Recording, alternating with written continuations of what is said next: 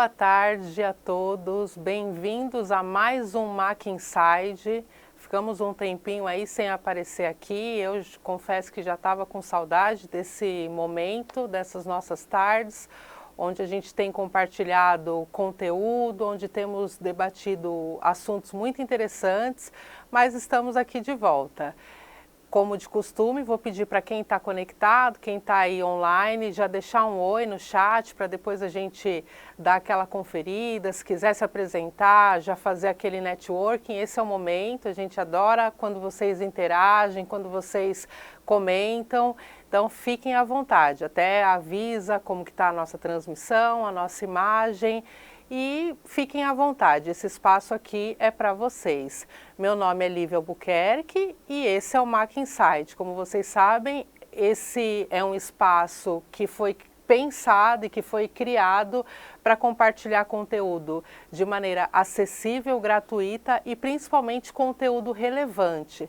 Nosso objetivo, nosso maior propósito por meio do Mac Inside, é conectá-los ao que nós temos de melhor aqui dentro da Universidade Presbiteriana Mackenzie, aos nossos professores, que são mestres, que são doutores, são profissionais que têm autoridade para falar de diversos assuntos e sempre temos tentado trazer temas que são relevantes, temas atuais e promover esse espaço de conversa.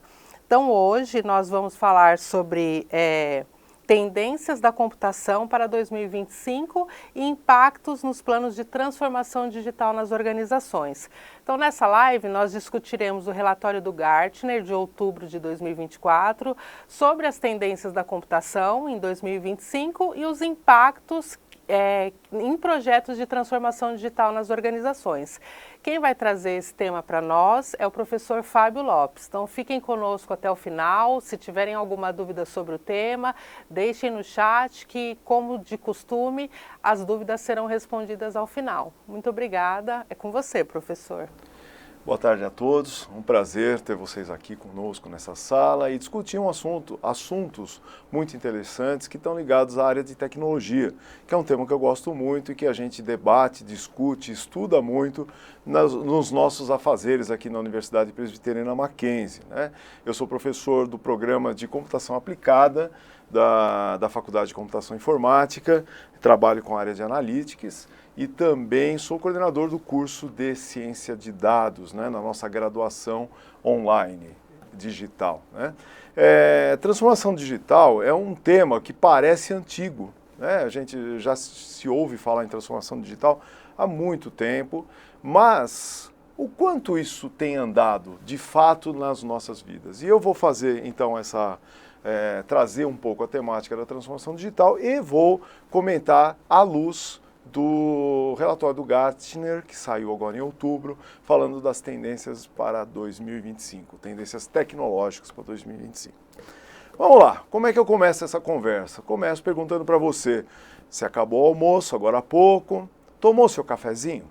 Tomou aquele cafezinho gostoso pós-almoço? Eu adoro fazer isso. Acabou o almoço, vamos lá tomar um cafezinho. Ainda é um momento de descontração, né, de serendipidade, né, que a gente conversa com os colegas. Sempre tem alguma coisa que aparece, alguma novidade que vai ajudar aí nos nossos estudos, trabalhos, etc. Eu adoro cafezinho. E aí, o que a transformação digital tem a ver com o cafezinho? Vou te contar. A experiência de tomar um café, ela pode ser muito variada. Então eu vou dar alguns detalhes aí para a gente ilustrar o que eu estou querendo dizer. Seu Joaquim é meu vizinho, ele tem uma padaria quase do lado de onde eu moro lá, né? E eu às vezes passo lá para tomar um cafezinho, né? Seu Joaquim, ele tem um cafezinho filtrado, né? Então o que eu faço? Olha, eu quero um cafezinho. Ele tem a opção do expresso, a opção do filtrado, tá? E então eu chego lá, seu Joaquim, oi, tudo bem? Como está, seu Fábio? Aquele cafezinho, então ótimo, faz lá um expresso para mim e no final ele anota o valor do cafezinho, né, com quanto eu vou pagar, num papelinho que ele recortou, que é um dos pedaços daquele papelzinho que ele embrulha o pão. Sabe, para quem conhece, quem é de São Paulo, sabe da experiência das padarias, né? Então essa coisa de passar, comprar pão, tomar um cafezinho, isso é muito comum aqui em São Paulo, né?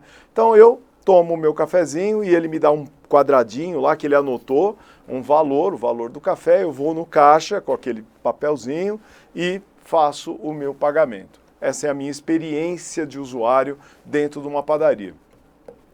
Essa é a padaria do meu vizinho, lá, né, perto da minha casa. Mas quando eu chego aqui no Mackenzie, tem uma outra padaria um pouquinho melhor aqui, ou, vamos dizer, um pouco mais moderna, né?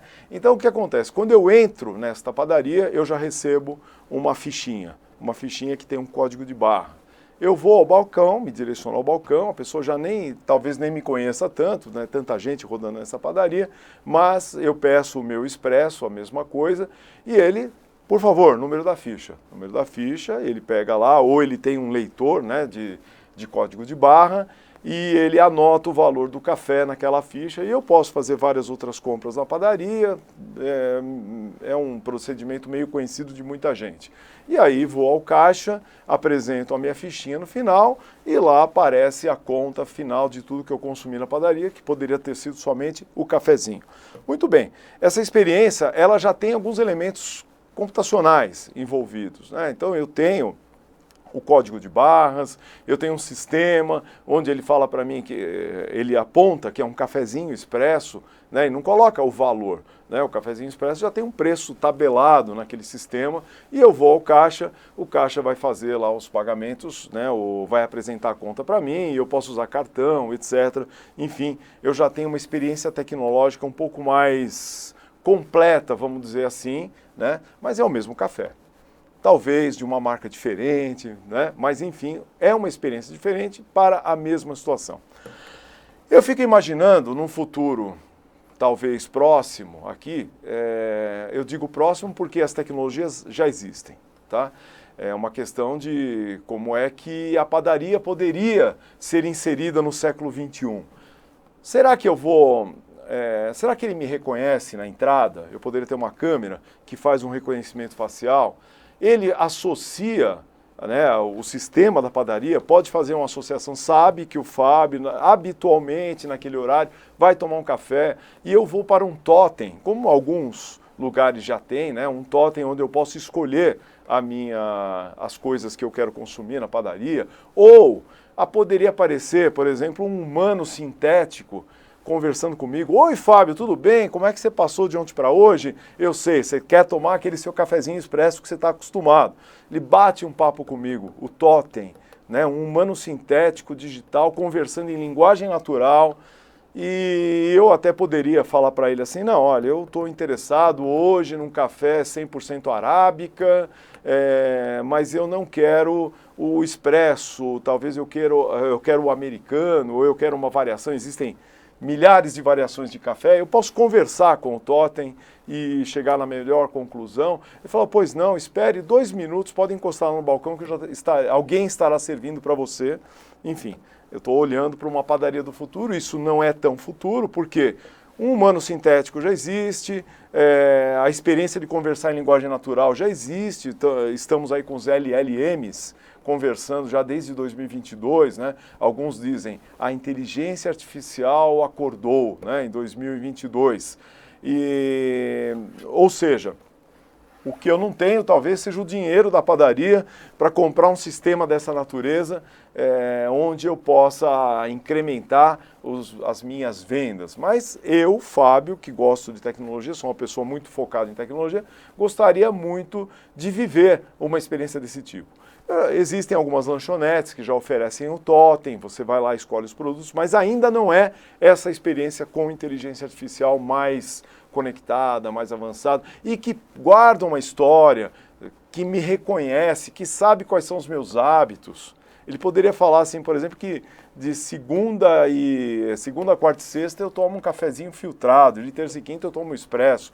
Ou de manhã é um café com leite, na hora do almoço poderia ser um expresso pós-almoço, sei lá, alguma coisa assim. Ele guarda o meu histórico, ele pode até dizer, olha, Fábio, você está tomando muito cafezinho, é melhor você variar e tomar um chá, porque a tua gastrite pode aumentar, né?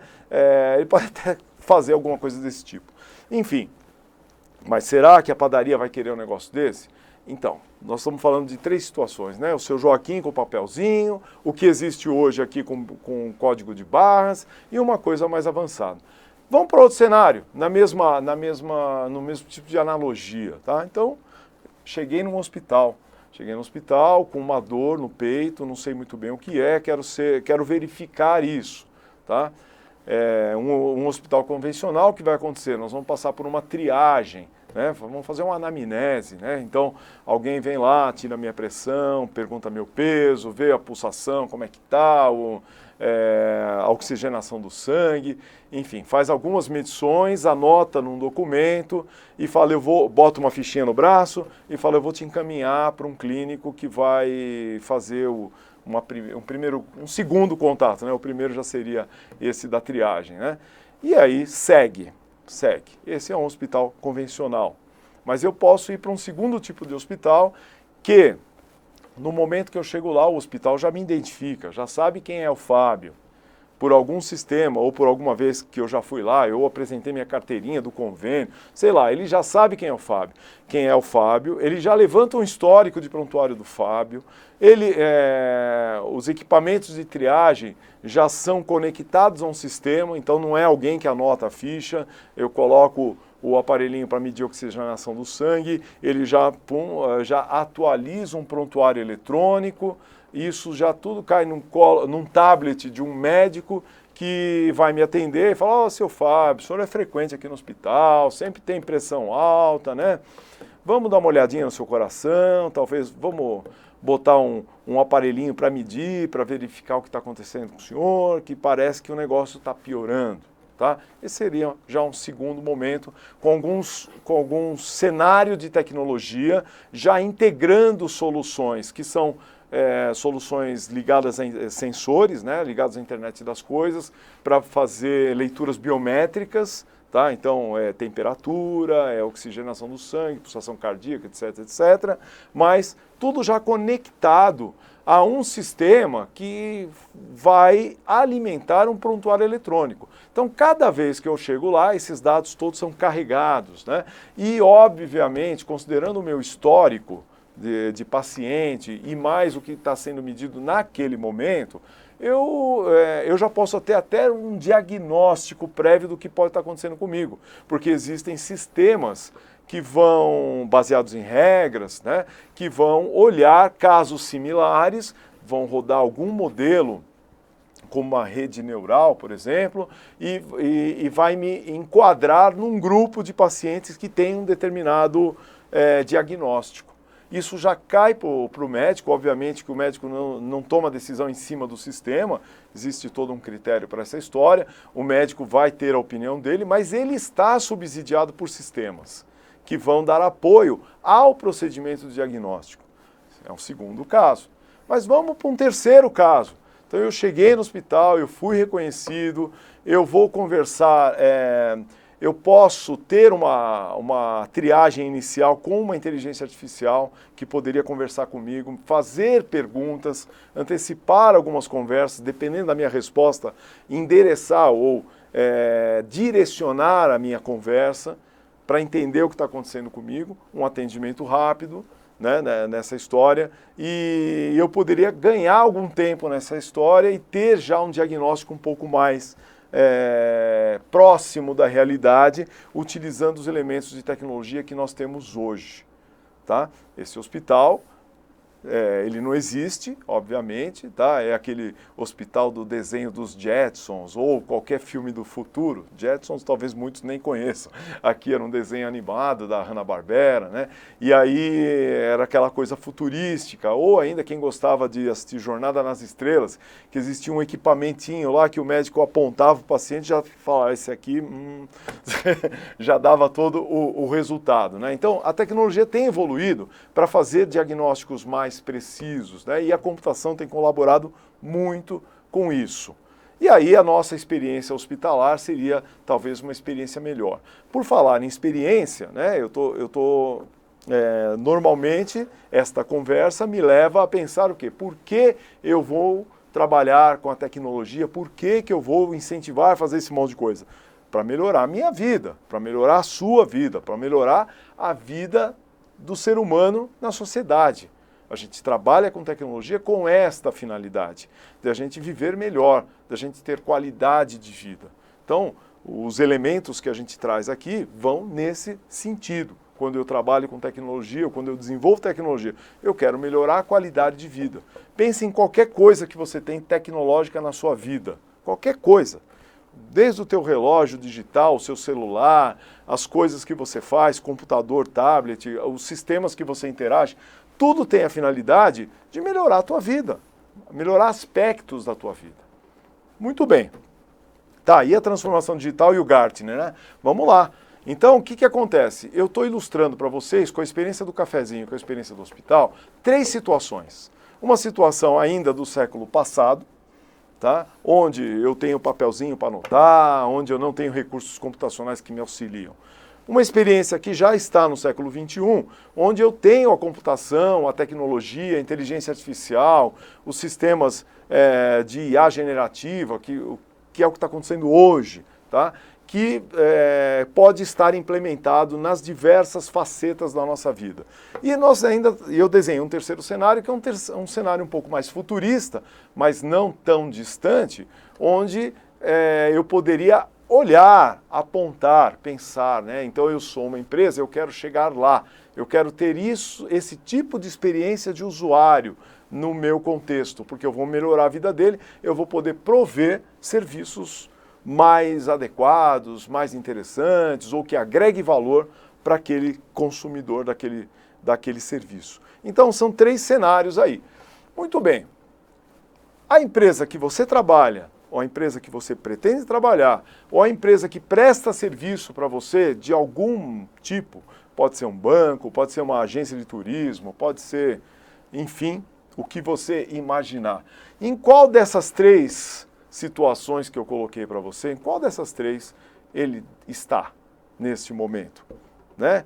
Então, eu vou encontrar empresas que são como o seu Joaquim da padaria, eu vou encontrar empresas que são como a padaria que eu desenhei aqui próximo ao Mackenzie, e eu vou pensar em gente que está sonhando com uma padaria do futuro. Eu vou pensar em hospitais, eu vou pensar em muita gente, e aí eu vou entrar num termo chamado maturidade digital. Então, o que acontece, embora a transformação digital seja um assunto antigo, a pergunta que eu faria é essa: qual é a maturidade digital que determinada empresa está vivendo neste momento?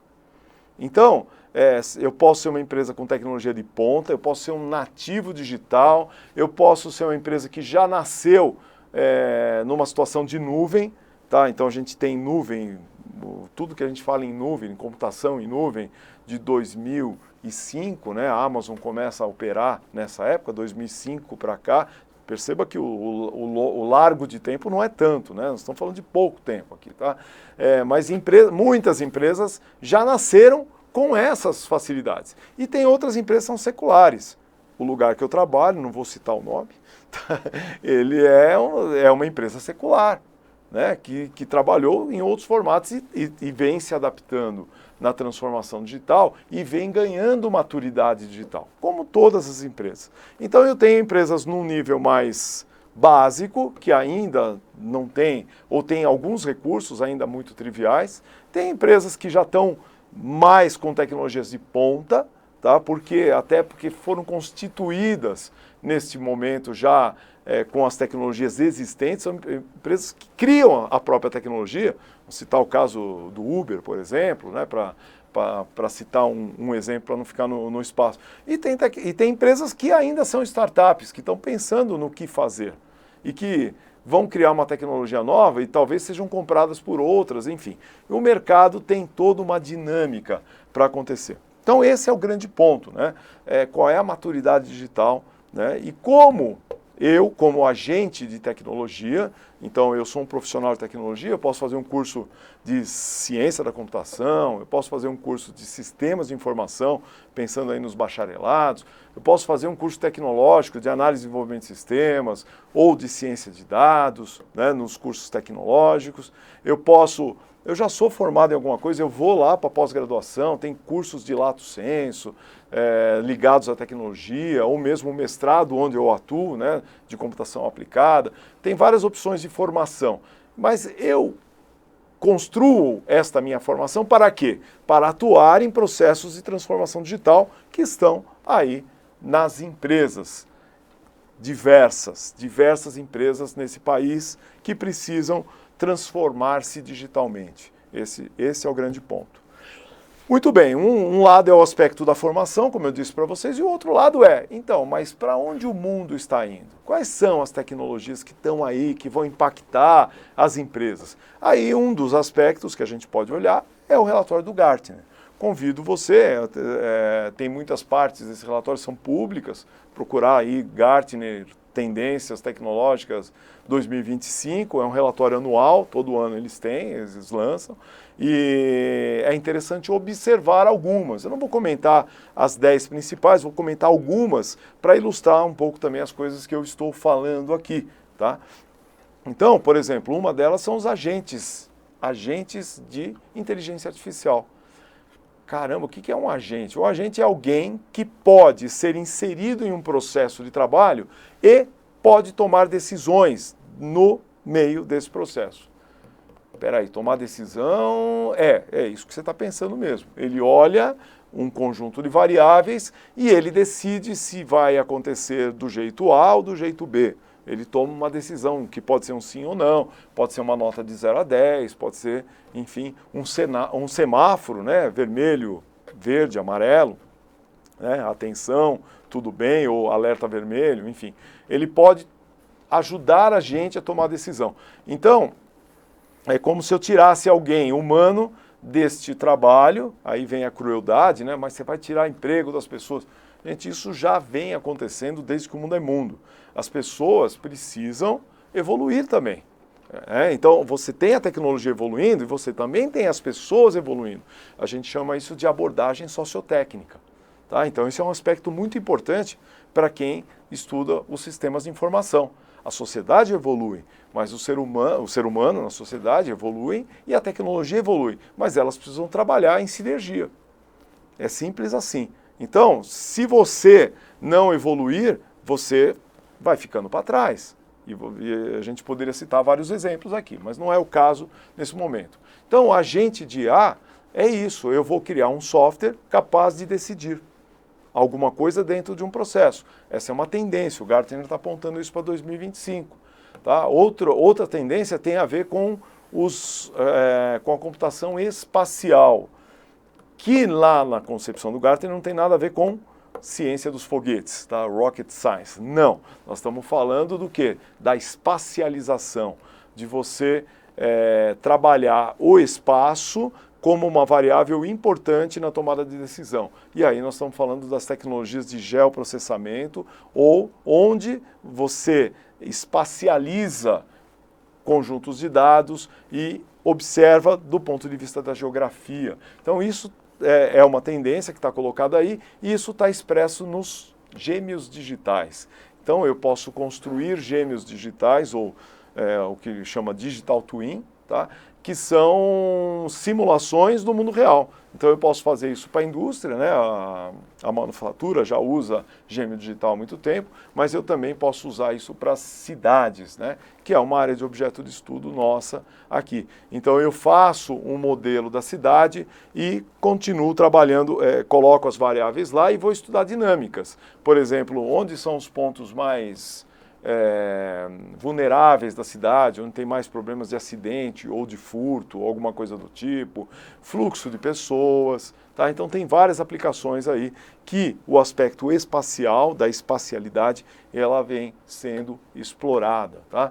Outra tendência muito importante aqui, muitos têm se falado sobre computação quântica, né? Então, nossa, mas os computadores quânticos, se falava muito assim, o computador quântico ele é muito mais rápido que um computador convencional e ele vai ser capaz de quebrar as chaves de criptografia das nossas senhas, contas bancárias, será um caos, o mundo vai explodir? Não, calma. Né? Assim como eu posso usar a computação quântica para esse tipo de finalidade que é muito péssima, né? Que é ser um hacker, invadir um sistema, eu também posso usar a computação quântica para gerar as chaves de criptografia. Então, a criptografia pós-quântica, né, que é o nome que o Gartner tem usado, também tem sido uma tendência. Então as pessoas já têm usado mecanismos de proteção na questão da segurança cibernética por meio da computação quântica. Estamos colocando isso como tendência. Quando o Gartner aponta que é uma tendência, nós já estamos falando de coisas que já vêm do experimental há alguns anos, que vêm dos laboratórios, que estão nas empresas ou nas universidades em estudo e agora começam a se transformar em produto, né? Então ele começa a chegar aí no nosso dia a dia, tá? Enfim, recomendo dar uma olhada nesse relatório. Eu citei alguns casos aqui para vocês, o nosso tempinho é curto, mas vale a pena olhar um pouquinho mais e ficar com essa vontade de quero saber um pouco mais sobre tecnologia, tá? É isso, eu estou muito feliz aqui por ter participado um pouquinho das coisas que a gente estuda, que a gente conversa aqui no campus, né? E espero que você goste e continue seguindo essas questões. Vou devolver aqui para a Lívia e boa tarde a todos. Muito obrigada, professor Fábio. Realmente um assunto muito interessante. Eu aqui pensando nessa questão de transformações, desses avanços tecnológicos, eu já iniciei aqui uma prática que é sempre começar com a minha pergunta. Então eu puxo a sardinha sempre para a minha brasa aqui, que é a gente trabalha com redes sociais e nas redes sociais a gente acaba lidando com essa rapidez. Então, um post que a gente faz no Instagram, no próprio LinkedIn, a gente sabe que a vida útil dele é de no máximo 24 horas e aí já tem que pensar numa outra estratégia. Então, a minha pergunta para o professor é como que o profissional faz para se manter atualizado diante de tantas transformações, de constantes transformações, porque às vezes esgota, né? Chega um momento ali que às vezes ele não dá conta de aprender tudo de novo que tem. Como que um profissional pode lidar com tudo isso? Lívia, eu acredito na leitura. A leitura é fundamental. Você tem que criar o hábito, se você não tem, né, de ler todo dia, de buscar conteúdos, né? Claro, de fontes honestas, de fontes que são fidedignas, né? E isso vai te dando sempre a possibilidade de aprender mais sobre aquilo. O aprendizado desperta a curiosidade. Então, isso acontece comigo, tá? Então, eu vou olhar um relatório como esse do Gartner que eu citei e eu vou olhar aqueles pontos, eu vou tentar entender quais são as tecnologias de ponta que estão nesse negócio. Já virou tema de conversa, já virou tema de post. Tem tanta coisa boa que a gente pode postar, né? E as pessoas postam coisas que não tem nada a ver nesse mundo, né? Mas enfim, então existe, o mundo é muito grande, muito diverso, e os temas, as temáticas que a gente discute são muitas, né? Eu posso falar de meio ambiente, posso falar de filosofia, computação, matemática, engenharia, enfim, são muitas coisas, muitos conhecimentos. Isso vai gerar muita inspiração, né? Então eu acredito que a leitura é fundamental aí para essas coisas, né? Perfeito, professor. Nós temos também aqui a pergunta da Ingrid. O senhor falou um pouco sobre essa questão da maturidade digital. Como que a maturidade digital de uma empresa pode afetar a sua competitividade? Vamos lá. O Ingrid, tem um cara aí na história chamado Schumpeter, né? Que ele fala da criação destrutiva, né? O Schumpeter, o que acontece com ele? Isso nós estamos falando lá de década de 20, 30, tá? Ele fala que quando existe uma disrupção, tá? Uma disrupção, uma ruptura, vamos colocar aqui, né? De alguma coisa nova, que pode ser uma disrupção radical, por exemplo, né? Eu crio uma área nova, um produto novo, né? Mas pode ser uma disrupção em cima de algo que já existia. A gente tem vários exemplos, né? Eu posso pegar o exemplo da Gillette, por exemplo, do Dr. Gillette, né? Que as pessoas que precisava resolver um jeito melhor de fazer a barba, e aí que as pessoas faziam com navalha, e ele inventou a Gillette, né?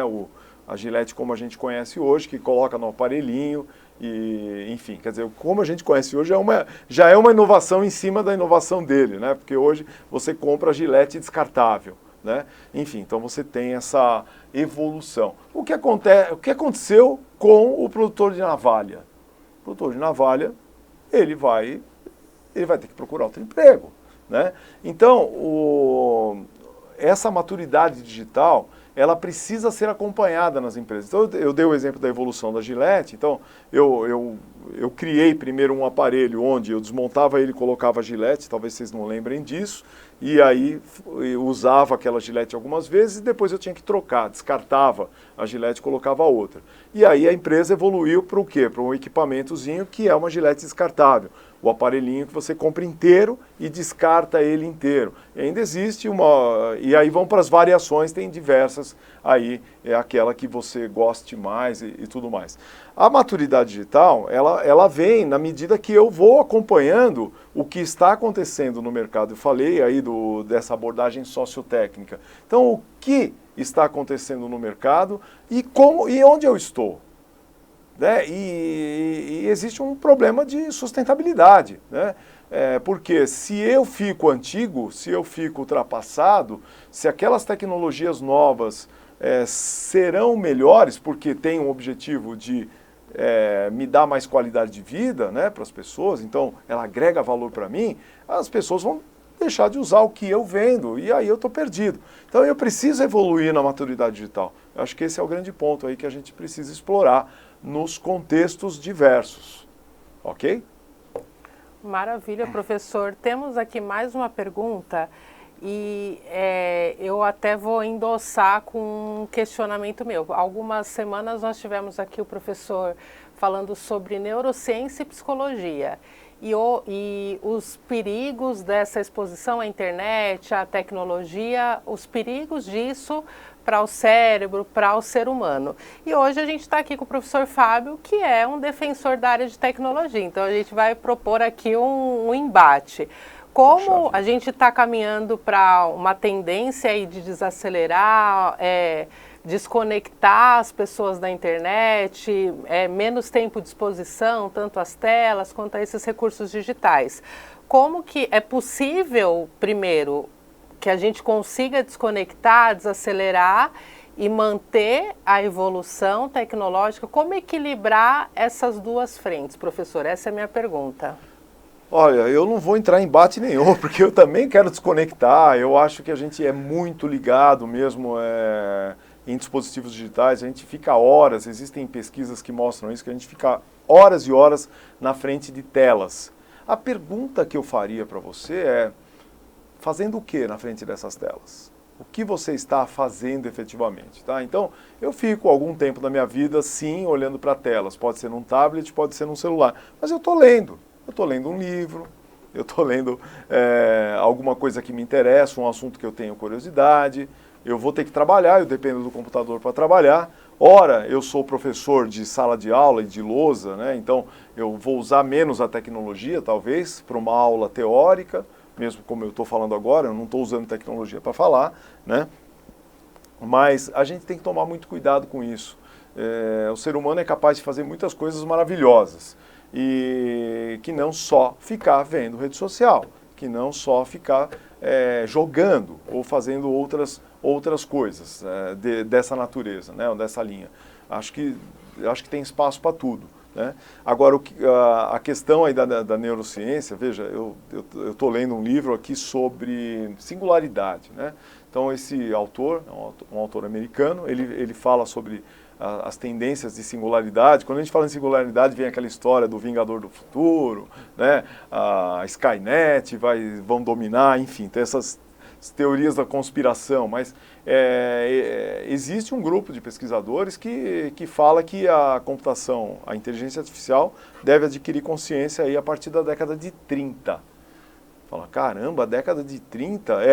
Daqui a menos de 10 anos, exatamente. E o que é adquirir a consciência? Consciência é ela poder decidir por ela mesma. Porque hoje nós estamos brincando, tá? Eu jogo uma pergunta, ele tem uma série de procedimentos, lá ele me dá uma resposta. Hoje ele está me respondendo em linguagem natural. Ele conversa comigo em português, conversa comigo em inglês, tá? Mas ele ainda é uma máquina e ele não tem consciência do que ele está falando nesse momento. Nós estamos falando de década de 30, a gente ter o computador consciente. Não sei se isso vai acontecer, tá? Eu não tenho bola de cristal e se eu tivesse eu ia ganhar dinheiro com isso, mas não tenho, não acredito nisso, tá? Agora, eu acredito também que é possível uma evolução de consciência, sim, visto o andamento das coisas como estão andando da inteligência artificial. Isso pode ser possível. Mas esse autor vai um pouco mais além e fala que nós vamos ter o acoplamento de neurosensores eletrônicos, quando haverá uma junção do eletrônico com o biológico, onde a gente teria algum dispositivo acoplado ao nosso cérebro. Já é uma coisa de ficção mesmo, de teoria, mas se você pensar que hoje você anda com o seu celular na mão o dia inteiro, né, ele não está exatamente acoplado no seu corpo, mas é como se fosse, ele ficar na tua mão o dia inteiro e você interage com ele. Eu tenho visto aí algumas pessoas trabalhando com inteligência artificial e conversando com o computador como se fosse um ser humano normal. E é o que eu falei, ele ainda não é. Ele não tem cognição ainda, né? Ele não tem consciência, mas a pessoa conversa com esse computador, com essa inteligência artificial, como se fosse uma pessoa real. Fala, puxa vida, será que não é melhor conversar com um amigo, com um parente, né? Em vez de conversar com a inteligência artificial? Então, eu acho que existem excessos, tá? Então, tudo que é demais é ruim, né? Vamos colocar assim, né? Então, eu penso dessa forma, tá? Não quero ser absorvido pela tecnologia, colocar um chip na minha cabeça, não estou por aí, mas eu preciso dela para trabalhar, eu acho que ela traz qualidade de vida para mim nas coisas que eu faço. O professor fugiu aí da briga, olha só, hein? Não fugi, eu fiz um contraponto. Professor, eu tenho uma última pergunta. Não sei se nesse relatório, o que o senhor tem a falar com relação a essas tendências no campo de transformações digitais, mas existe um dado de que 76% dos brasileiros não têm habilidades digitais básicas. Como que está avançando essa discussão? De um lado, a gente tem pessoas que não têm acesso à tecnologia e, de um outro lado, esse avanço muito rápido. Existe algum programa? Tem se pensado sobre isso? Tem se pensado sobre isso. Se você pensar que temos 8 bilhões de pessoas no mundo e alguns bilhões não têm acesso à tecnologia, não têm acesso a um celular, tá? Eu poderia dizer que isso é grave. É grave por quê? Porque existe um abismo digital muito grande. Então, na medida que você tem acesso a tudo isso, consegue pagar uma IA generativa e ela é um coautor do seu trabalho, né? Muita gente faz isso, né? Usa a IA generativa como coautoria, né? Fazendo o seu trabalho diário, né? Com apoio disso, né? Tem gente que não sabe do que estamos falando, tá? Existe um outro grupo de pessoas que tem a tecnologia à mão, tem um celular na mão, tudo, mas tem uma imensa dificuldade de interagir com essas coisas, não consegue nem entender o que está acontecendo, tá? Que são pessoas que não são nativos digitais, pessoas com um pouco mais de idade do que eu. Eu também não sou um nativo digital, né? Eu sou um geração X aí, né?